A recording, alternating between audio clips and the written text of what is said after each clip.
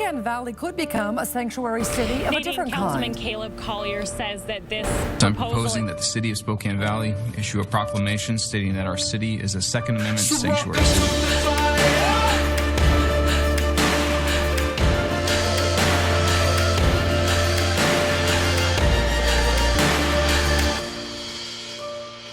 Welcome to the fire. Today on Church and State, the Constitution of 1789 with Ilan Wurman. Hello, Christian Patriots, and welcome to Church and State, where we drive morality and religion over tolerance and apathy. And I'm your host, Caleb Collier, once again, your favorite far-right shock jock, and the show that talks about politics and religion. Jesus Christ is our referee, so it's always nice and clean. Real quick, I'm going to point you to the website, churchandstate.media. Fill out this registration form, get our newsletter, and personal phone call from yours truly. I call every single one of you who fills this out.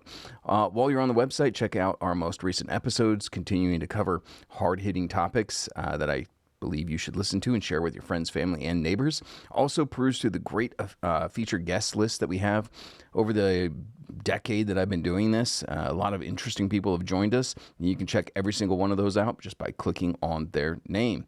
Also, please peruse through the wonderful affiliates that we have. These are companies that I support, that I personally shop with, and they're just great things that I think every one of you should examine at the very least. And with every one of those, use that promo code Church and State. Many of those you'll get a discount, but regardless, you'll be helping to support us. Speaking of support, hit the donate button for us. Keep us alive on NRBTV, Prepper Broadcasting Network, CDM, Your News. So many wonderful ones that we're a part of, that we want to continue to be a part of, and expanding into that national AM/FM radio syndication. So please, we need help to do everything that we're doing. It's expensive to do this. Any amount will help us. Lastly, if you want to get a hold of us, Church and State 1776 at proton.me. With that, I think it's rather appropriate that we discuss the Constitution. Here we are. We're about to celebrate 250 years of existence as a republic, not a democracy, darn it. But it's my pleasure to bring to you Ilan Wurman. He's a law professor at the University of Minnesota and the author of the Constitution of 1789, A New Introduction. He's also the podcast host for Rationally Based Podcast. We'll be covering that in a little bit. But Ilan, thank you so much for joining us on Church and State. Thank you so much for having me. A lot to talk about today. There certainly is, yeah. I mean, I look around at this country and I think about what our founding fathers did, the sacrifices that they made to give us this beautiful republic. A lot of times, I think they'd be kind of mad at the condition of America nowadays. Well, one thing that I talk about in my book, The Constitution of 1789, an introduction, which you were so gracious to mention, is how far we've come from the original meaning of the Constitution. So my book is basically like an introduction to the Constitution for anyone who's never set eyes on a conservative, originalist, textualist law professor or argument about the Constitution. It starts with the nature of constitutions, legislative power, executive power, judicial power, taxing, spending, commerce, and so on. And really, when you go through all of these, we've really diverged from the original meaning of the Constitution. Think of like Congress delegating its legislative power to executive branch agencies. Think about the president's typically usurping Congress's war powers. Courts are totally out of control and have totally lost what it meant to exercise judicial power. Congress, in one respect, it doesn't do enough by giving its power away to the executive branch, but in another respect, it does too much because under the Commerce Clause and the Taxing Clause, it now has reinvented them, and the court has helped it. It reaches areas of national life that the states historically had to grapple with, and that the framers never envisioned Congress would deal with. Agriculture, production, mining, labor laws, and so on. All of these things weren't commerce, let alone interstate commerce. But today, Congress could basically do whatever it wants. In my most controversial chapter, and then I'll stop, I joke that, the late, great Justice Scalia used to joke, I'm an originalist, but I'm not a nut. I'm an originalist, and I may be a nut, okay? By which I mean, my last chapter says that federal welfare programs, most of them are probably unconstitutional because there is no power to spend for the general welfare. That clause is actually a taxing clause, not a spending clause. And so there's so much for your listeners and viewers to read if they only got my book, again, The Constitution of 1789, an introduction. Thank you for the wonderful intro question. You know, you and I are going to get along famously because I am most certainly a nut. And, you know, I once again examine these founding documents, and I would have been an anti-federalist had I lived during that time period. And I love the Bill of Rights. And the government's just violating our Bill of Rights constantly and continuously. And then don't even get me started on some of the amendments that came later. I mean, we could have a whole program on my hatred for the 16th and 17th Amendments. Well, so my book, of course, you're starting to touch on my previous book, so I'll say something about this. But my current book, is 1789, right? It's all about separation of powers. The Bill of Rights was added in 1791, so it's not principally about the Bill of Rights. But my second book, was called The Second Founding: An Introduction to the 14th Amendment. And there's a question as to whether, the Bill of Rights were intended to be, applied against the states and so on. And so I talk a little bit about that. But look, your point about would you be an anti-federalist versus a federalist, it's a good one, right? In many respects, the anti-federalists' predictions came true, right? Yeah. Now, having said that, look, at the time, politics was just a little bit different. The Federalists, yes, they believed in national powers, right? Because the Articles of Confederation was inefficient, right? You couldn't execute the resolutions of the Confederated Congress. But I don't think many people disagree that, you need a union, a national government to handle things like war and defense. The problem today is that Congress does a lot more than they intended it to do, right? So the whole genius of the new science of politics that the Federalists, that the framers inaugurated with the Constitution was this idea of a compound republic, that the national government would be binding directly on the people, it would be adopted on the people, it would be enforceable on and through the people, right? Of, by, for the people, but only within its limited sphere. That's my view, right? I would have been a Federalist. Having said that, the anti-Federalist predictions turned out to be true in many respects. So I love that setup. Yeah, that's a fantastic answer. Let's talk about, currently what we're seeing in the United States. And honestly, there's not enough time to discuss it all. But one of the things that a lot of people are, up in arms about, both the left and the right, is birthright citizenship. And I know that you've been doing a lot of work on this, educating people. My gosh, you just, I believe you said Thomas actually quoted you 3 different times in his speech. So let's talk about birthright citizenship. Okay, so just today, I'm not sure quite when this will air, but this morning, before we are getting together, the Supreme Court decided against the Trump administration view on birthright citizenship in a 5-4 decision. I actually think this is huge. When this all started a year and a half ago, everyone thought this would be 8-1, if not 9-0. Right, because the Constitution was so clear. And then a bunch of scholars started writing on this. And it's like, well, wait a minute. So I mentioned my book, The Second Founding. I wrote that book on the 14th Amendment when I was untenured, right? Oh, wow, brave. Yeah, I know. It wasn't really about birthright citizenship. So other than, we got to reverse Dred Scott and give birthright citizenship to the freed people and so on. That's really what the book was about. But in writing that book, I had seen materials on birthright citizenship. But why would I write it up? I didn't have tenure, But now I'm tenured. I've got a very privileged position in the administration. Trump won the election, the administration did this, and I thought, I got to get out there. And then other people followed suit, Randy Barnett, Kurt Lash, Amy Swearer, Richard Epstein, a lot of professors, Philip Hamburger, right, who pretty prominent people got on the record saying, actually, the conventional wisdom is not open and shut.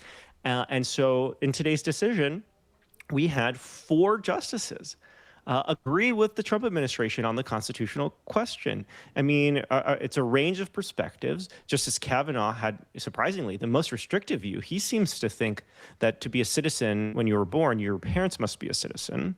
Justice Alito had a slightly less narrow view, but still pretty narrow. He said you can't be subject to any foreign power. This is the language of the Civil Rights Act. So if Mexico treats your children born in the U.S. as Mexican nationals, then you're out. So that's pretty narrow.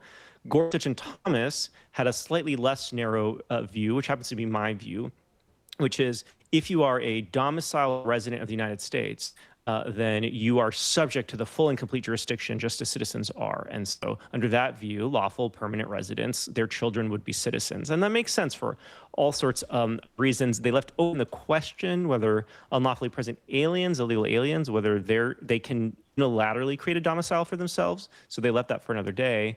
The majority view, though, the three liberals plus Chief Justice Roberts and Justice Barrett had the most expansive view. They said birthright citizenship applies to anybody born in the United States, with the exception of a few narrow historical categories like ambassadors or invading armies and so forth. So it's really, no one could have seen a 5-4 decision coming. Even just the other week, I was like, people were asking me, what are your predictions? 8-1, right? 7-2, something like that. So a really, really interesting day, and the issue is still alive. It's not going away. Sure. Obviously, anybody watching Trump knows exactly what's going to happen here. Trump's going to jump on Truth Social, and he's going to call a number of these justices names. But what course of action does he have in taking on this issue? It is a major road bump. There's no question about that. But just today, the same day that they issued the birthright citizenship decision, they issued a campaign finance decision that reversed a 5-4 decision issued by the Supreme Court 25 years ago. So you really just need sort of one change in personnel, right, on the Supreme Court. You need one appointment to go differently. And then this issue could be brought back to the court again, right? I mean, a 4-person dissent, a 5-4 decision moves the Overton window, moves the needle on this in a way that no one ever thought possible, right? I posted on X today about this, remember that judge in Washington State when this was first coming down who said this is blatantly unconstitutional? Where were the lawyers? This is a borderline sanctionable argument.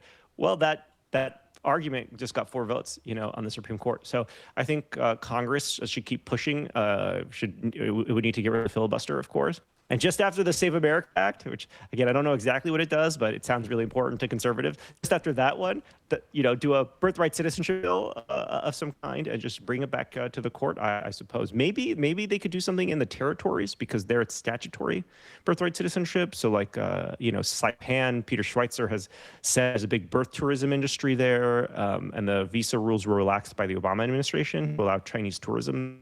So they could fix that statutorily, I think. But it's a road bump. It's a road bump, no doubt about that. Aren't Americans getting tired of this, though? I appreciate your take on this, and I agree with it.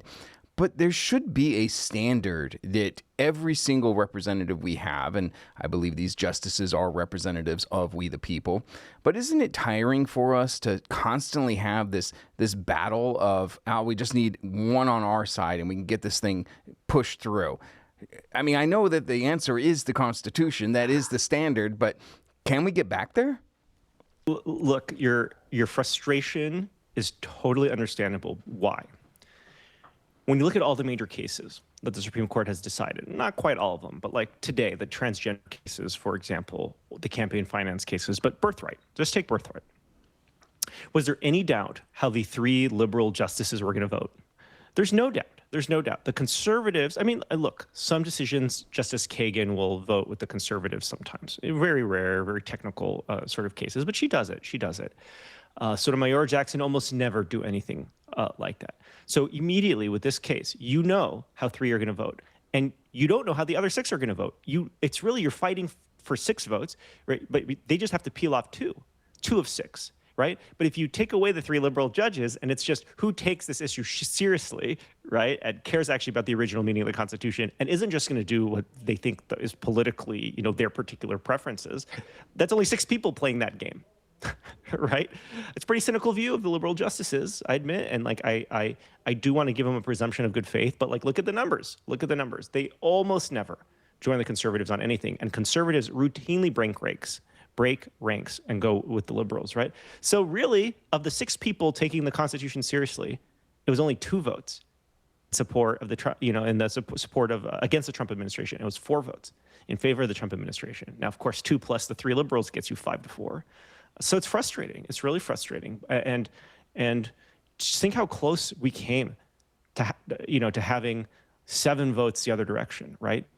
If Trump had not won, in 2016, Merrick Garland would have been on the Supreme Court. Justice Ginsburg would not have been replaced with Barrett. I'm missing a few, right? But Gorsuch, Kavanaugh, Barrett, all of them are Trump appointees. And like we could have had a 7-2, 6-3 court the other direction after a generation already of a liberal court, right? We came so close. And like, look, I love the Federalist Society. They've done amazing things for the legal movement and the country and so on. But make no mistake about it. The reason their ideas won is because Trump won. And because Trump pushed through, these judges. That's why. And we came so close to having it the other direction. And so, look, it's the fight is on. And a lot of the justices are getting older. So who knows when they'll retire. And again, 5-4, not a bad way to lose on the constitutional question. Actually, it's the best way to lose on the constitutional question. One more vote, you would have won. Sure. No, absolutely.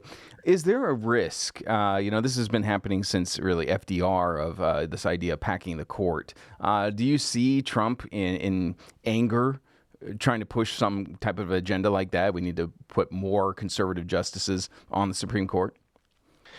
No, there is absolutely no political will among conservatives to do that, partly because they have the court theoretically, right? They theoretically have 6 appointees on the court. So it would make sense to use a tool that the Democrats could then come back and pack it to 15, with liberals.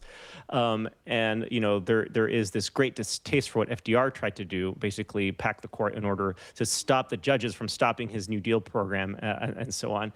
And so I think there's just zero political will on his side of the aisle to do this. The liberals have been talking about packing the court all the time, though, and that's the problem, right?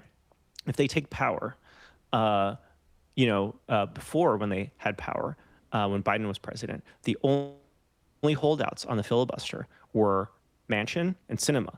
Both of them lost their seats. Next time around, I don't think anyone like them is going to be there, okay? I mean, maybe Fetterman is the Pennsylvania. I don't know, right? It's going to be... He's a wild card. Yeah, but they're going to get rid of the filibuster. They're going to pack the Supreme Court. They're going to make Puerto Rico a state. They're going to make D.C. into 4 states. Like, why not? If it's all about political power. And then it's just a question of like, well, if they're going to do it, should we preempt them? Or, it's really uncharted territories that we're in.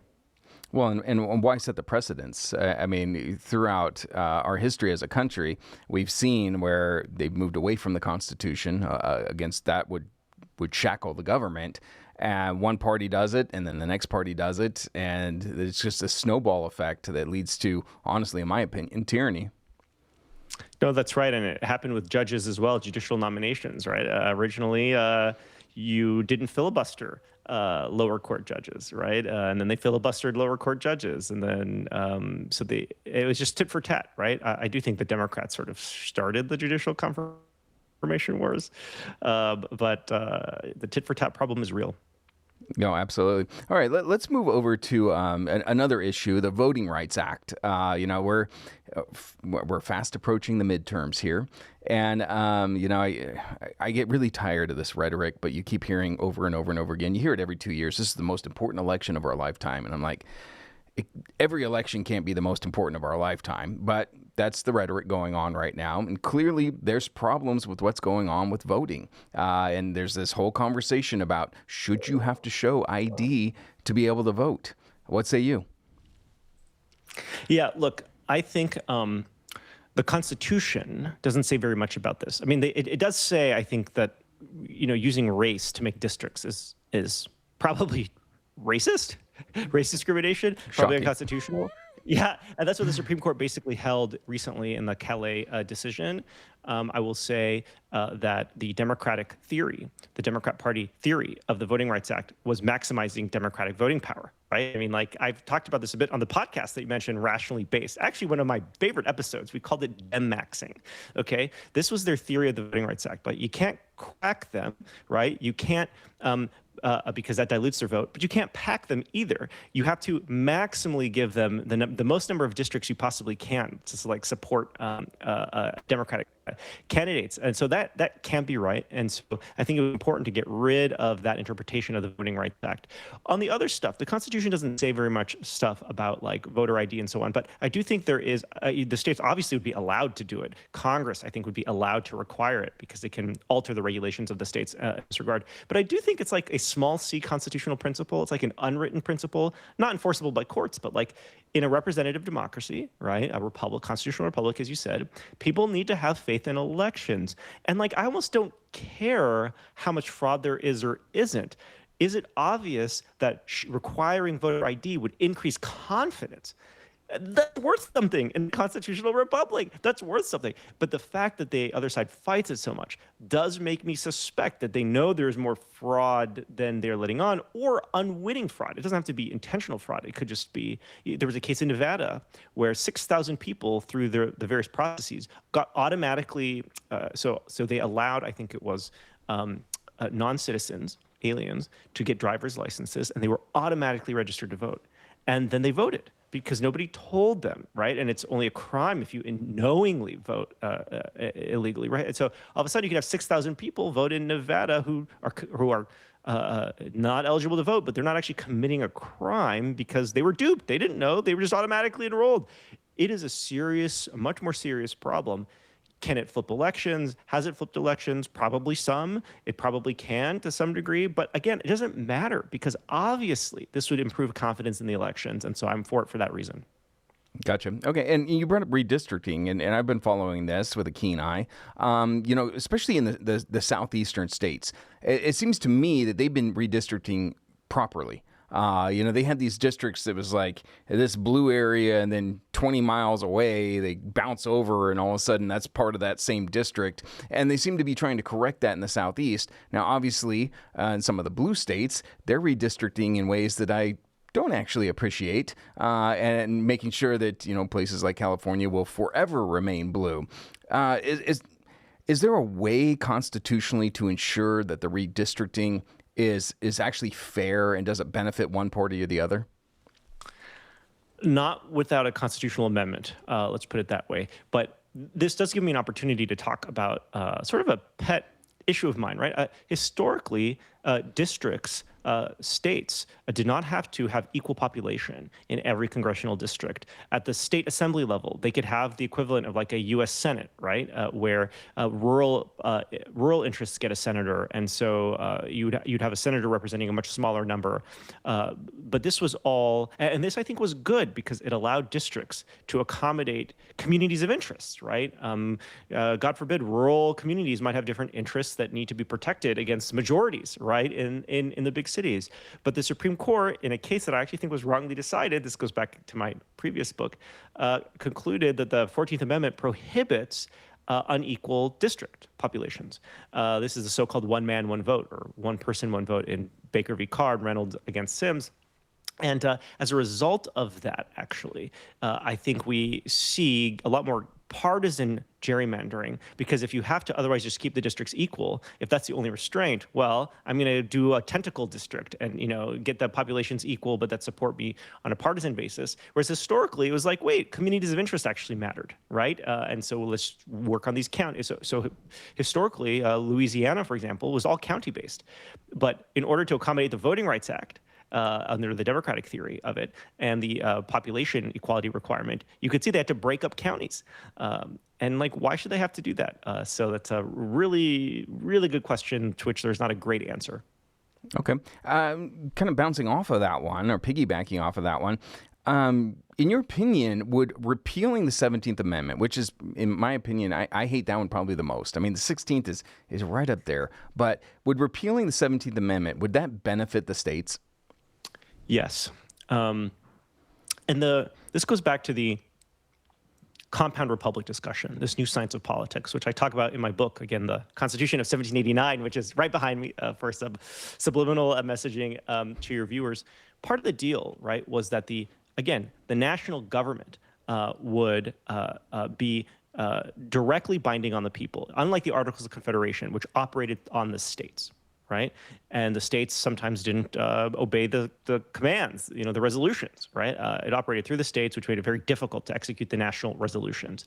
The new national government created by the Constitution would operate directly on the people, but part of the deal was the states themselves would be part of the lawmaking process and the treaty-making process that would determine these laws that would then operate directly on the people. And the biggest protection for that was the state legislatures would appoint the senators, right? And so the states would be deeply ingrained in the lawmaking process. That was a deal. That was the deal, right? We move away from the Articles to this compound republic, this compound government where the national government binds the people, but the states would have a role in that lawmaking process. And the 17th Amendment got rid of that. Were there other trends leading to the great expansion of federal power in the New Deal state? Sure, of course there were. Would it have been dramatically different if the states still had something of a say here? And as state legislatures? Absolutely. So 16th and 17th, I agree with you, are probably the two worst. Yeah, I mean, the 18th would definitely be thrown in there, but we repealed that. We got rid of that one. Got rid of that one. Yeah. Let's move on.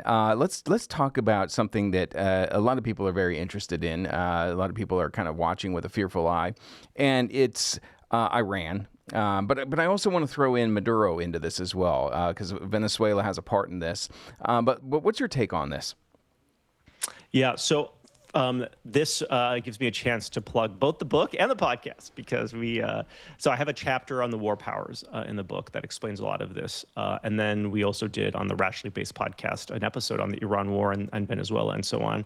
And the short answer is, a lot of modern day presidential actions probably violate the original meaning of the Constitution, right? I mean, it's quite clear, and now maybe that's inevitable. Maybe that's a practical necessity, right? But under the original meaning of the Constitution, I don't really think it's disputed that the president's only unilateral war power was to repel invasions, right? Defend against imminent attacks and so on. Washington wrote a letter saying offensive expeditions of importance cannot be undertaken without congressional approval, right? Is the Iranian Iran has been waging war, okay, against the United States for 50 years.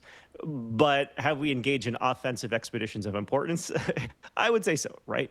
Now, having said that, the modern framework, what's good for the goose is good for the gander. So the modern framework is governed by an Office of Legal Counsel memorandum issued by the Obama administration to justify the 2011 bombing of Muammar Gaddafi, right? And so basically they said, well, if depending on the nature, scope, and duration of the conflict, if it's not, if the scope and the nature isn't too big, no ground troops and so on, then it's not war within the constitutional sense. This is totally made up. It's totally made up. But again, what's good for the goose is good for the gander. If that justifies an air campaign in Libya leading to the death of the Libyan leader, Muammar Gaddafi, how can it possibly not allow Trump to do a surgical precision extraction of the leader of Venezuela, right? What's good for the goose is good for the gander. Even under that view, is the Iran pushing, I think, the limits? Probably, even of that modern framework, but still plausibly within it. So that's a lot to unpack there, but no, and I mean, I want to talk a lot more about this because it seems like you and I are pretty much aligned on this one. And, I'm not afraid. I mean, the audience knows I'm a libertarian. I say it all the time. And so I'm not afraid to push back against either the two primary political parties. We are coming up on a hard break here. And so we're going to have to come back and discuss that one. But real quick, I do want to plug both of your websites here. Well, your podcast, number one, is a great one that I'm going to start listening to, and it is Rationally Based, and Chris is showing that to you right there, the Rationally Based podcast. You can find that on YouTube. You can subscribe right there. And then, of course, I want people to read the book, and we're going to have an Amazon link here. But this is such an important issue to understand the Constitution of 1789, right? This new introduction to it. I think the people need to be reintroduced to the Constitution. Now, we've hit that hard break, so we're going to come back in just a minute. This is Caleb Collier with churchandstate.media. Ladies and gentlemen, if you're not sleeping on MyPillow, do you even patriot? I got to tell you, this is the most wonderful stuff from a man who's given it all for your freedoms. Whether it be the pillow, the sheets, or the slippers, I absolutely adore MyPillow. MyPillow has the greatest products around. I know when I want to shuffle around in my bathrobe and slippers and yell at the neighbors, of course I'm buying from MyPillow. I need you to head on over to churchandstate.media, scroll over to shop, because every single time that you purchase any of these products using the promo code Church and State, you ensure that we keep our message out on the air. I thank everybody for your support in using promo code Church and State. You guys go to mypillow.com/Church and State too, and then you get your own little platform right there, everybody. And we are back. If you're still with us, you're over at churchandstate.media. I'm going to go right back to our guest. But real quick, I got to plug one of our great affiliates. And I'm just going to go to mark37.com. Again, I love these guys. I work for them as well. But I want you to stop using your iPhone your Android, because these devices spy on you, and the people that are in power, they are fundamentally opposed to everything that we hold near and dear. Get yourself a phone that doesn't spy on you. Get yourself a laptop like the one I use that doesn't spy on you. Check out mark37.com. They're using Graphene OS or Linux for the laptops. And use that promo code Church and State. You're going to get a discount. And of course, you'll help support us as well. And just real quick, one more time, hit that donate button for us. Keep conversations like this one alive. They're so important to restoring our republic. All right, with that, let's go back to our guest. And we were talking about the war powers and what we're currently seeing. And I agree with you, sir. You know, when there were a lot of MAGA people that came at me because I was saying, look, kidnapping the president of a country is an act of war. And they were like, no, it wasn't. I'm like, well, how would you feel if Canada got uppity and kidnapped our president? Would you consider that an act of war? That's different. It's the same thing. When I'm looking at Iran, look, I served in the Marine Corps, and I was in the Marine Corps when 9/11 occurred.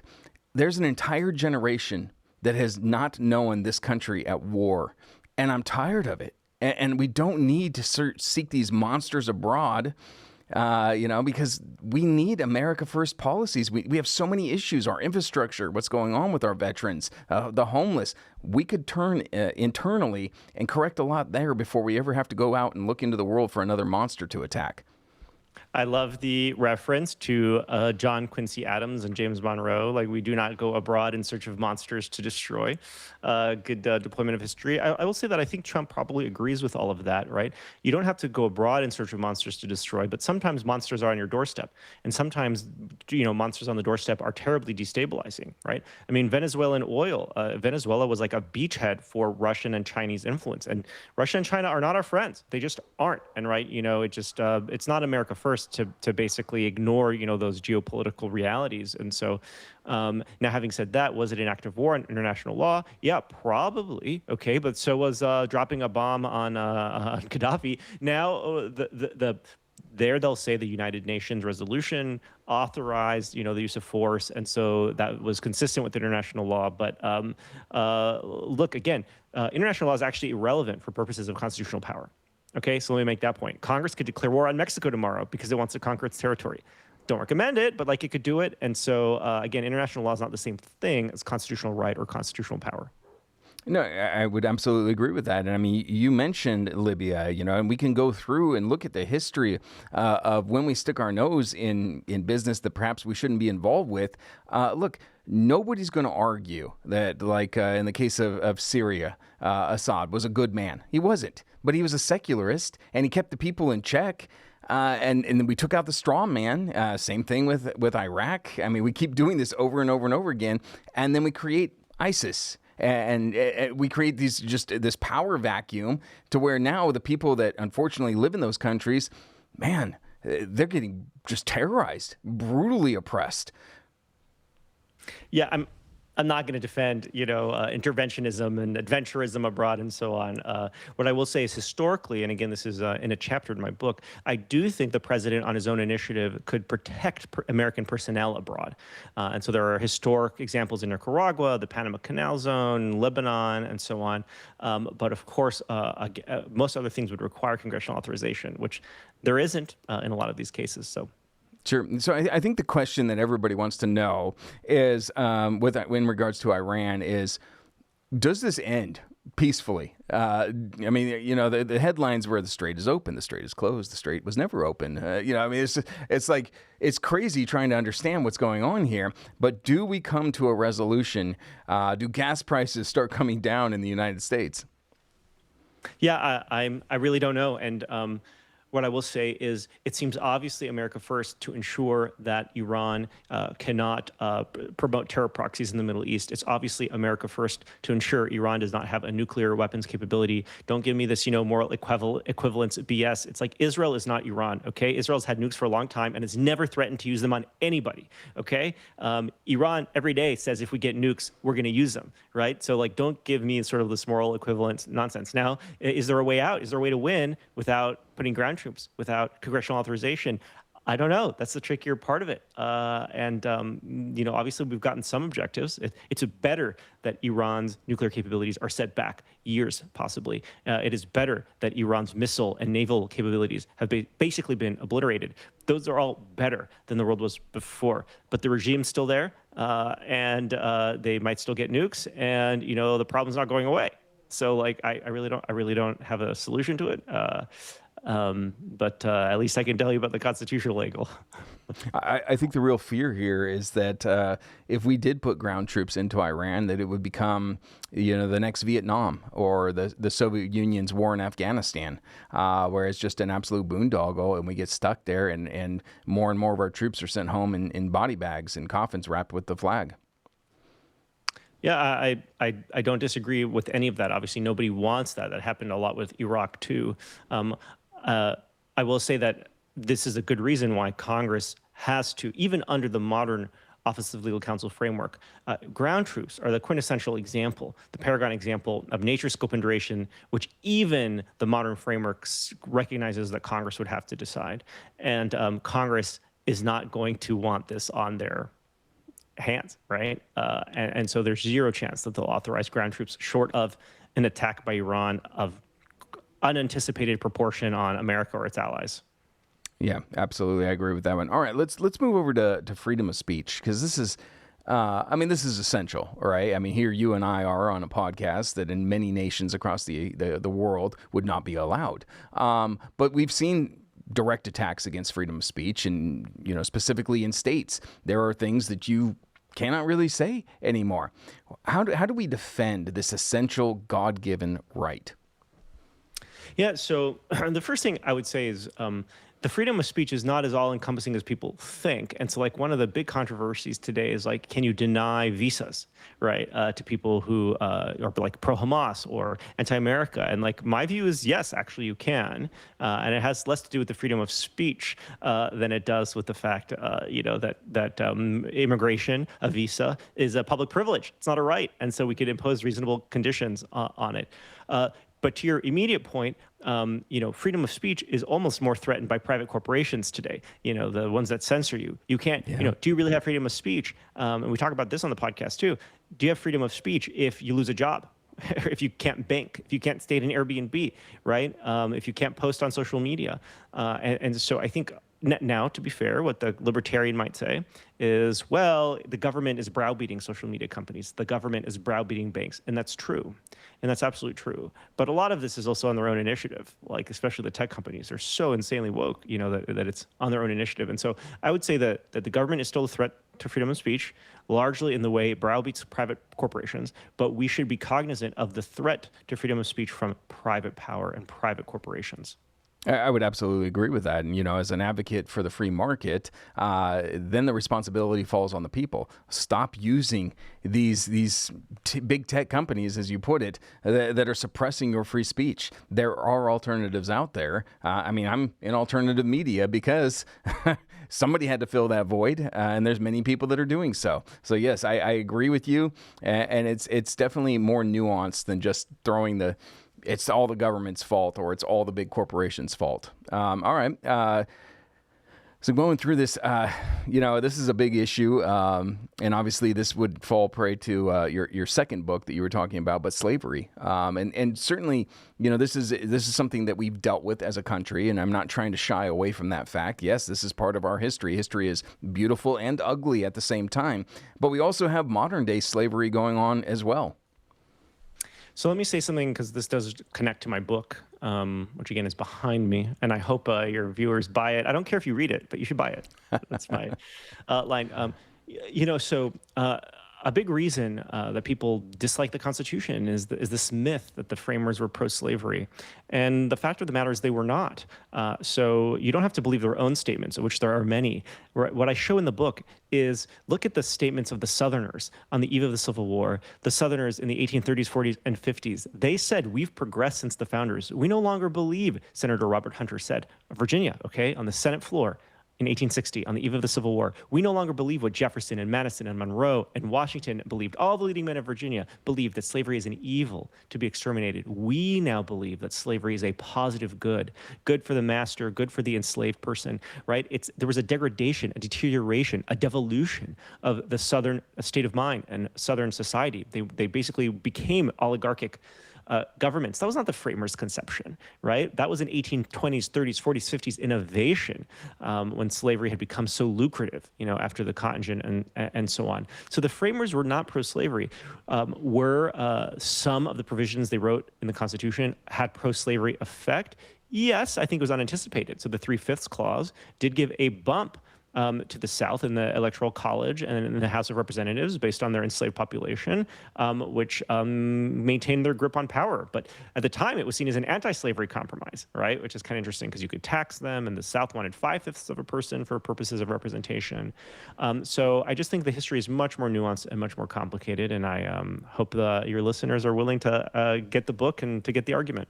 I'm so glad you brought up the 3/5 law because this has been, coming from the left, just one of their talking points, one of their main talking points in showing that this country was always racist. But the reality, and I love how you phrased it there, that it was originally seen as an anti-slavery work of art, actually, that if they had been given what they wanted, a full person, the South would have completely overrun all of the power that they had just emerged through this Constitution. The 3/5 law, taking away the talking points of the left, that this proves that the United States has always been racist. Yeah, it's just not true. It's just amazing to me that the left has this narrative as if, it's a one-tone narrative. America is racist, evil. For 250 years, all we are is racist. It's like, well, wait a minute. Slavery had been universal in human existence, including racial slavery, by the way. At the time, the Declaration of Independence, all the states had slavery. Between 1789, it was the greatest abolition in world history up until that point. What about that, right? The 14th Amendment, 600,000 white people died. The 14th Amendment was written by white people. It wasn't just racism all the way down. And so I just think it's sort of a historically illiterate way to look at American history. All right. Well, thank you so much for that. I know you got to run, but real quick, let's plug your book one more time. The Constitution of 1789, A New Introduction. I want all of you not just to buy it, I want you to read it as well. Please buy this book, read it. It's so fundamental to restoring this republic, to understanding the original intent behind it. And so I heavily plug this book. And then, of course, I want you to listen to the show as well. Rationally Based Podcast. You can find that on YouTube. Hit subscribe and be informed, be entertained. Like this is a good show. I so appreciate your time, sir, and I know you got to run, but any last words for the audience?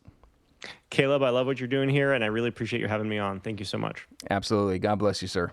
All right. Well, there you go, ladies and gentlemen. Buy the book. Be informed. Get to where you have a working knowledge of the Constitution, of where we came from, because without our history, without understanding it, well, we're doomed. Church and State is brought to you in part by Colonial Life Spokane Independent Agents, Finders Insurance, and Mark37.com. I'm Caleb Collier. I was born for a storm. Welcome to the fire.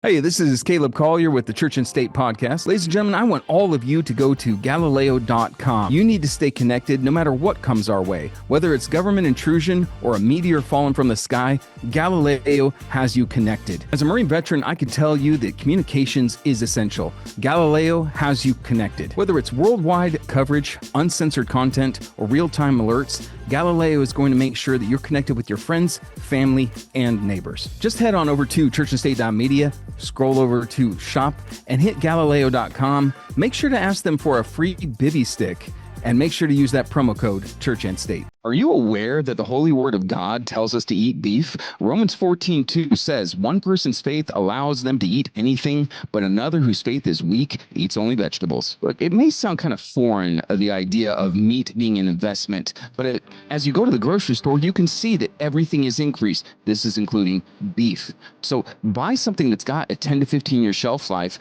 and make sure that your family is okay, and that when there's a crisis, that you're not in a bread line waiting on the government asking, please, sir, may I have some more? Have you read the ingredients in the meats that are now in the grocery stores these days? There's all sorts of synthetic products in it. We got mRNA, they've got vaccine technology in it. Not for me. I don't want to eat that garbage. I know that I can trust the people at griddownchowdown.com because it is one ingredient, and that one ingredient is beef. The process is so simple. All you do is go down to your basement or your bunker if you're so lucky, grab the vacuum sealed package, go upstairs to your kitchen, open it up, add a little bit of water, wait a little bit, and boom, it's rehydrated, and you can make anything you want. Tacos, lasagna, hamburgers, whatever you'd like with the beef, your family is going to be happy and you're going to be well fed. I need you all to go to griddownchowdown.com and put in an order for this storable beef. They got lots of different options for you. Buy the $750 one and you're going to be set for a year's time. Remember, griddownchowdown.com. Promo code Church and State. Hey, this is Caleb Collier, and I know you're excited for the Church and State podcast. Now, as a Christian patriot, I love precious metals, whether it's gold, silver, palladium, and of course, lead. And this is why I want you to go over to Ponderay Ballistics, don't ask me how to spell it, for all of your ammunition needs. Remember, that's PENDOREILLE ballistics.com for all of your ammunition needs. I want you to head on over to churchandstate.media/shop, go to Ponderay Ballistics, and have a shooting good time.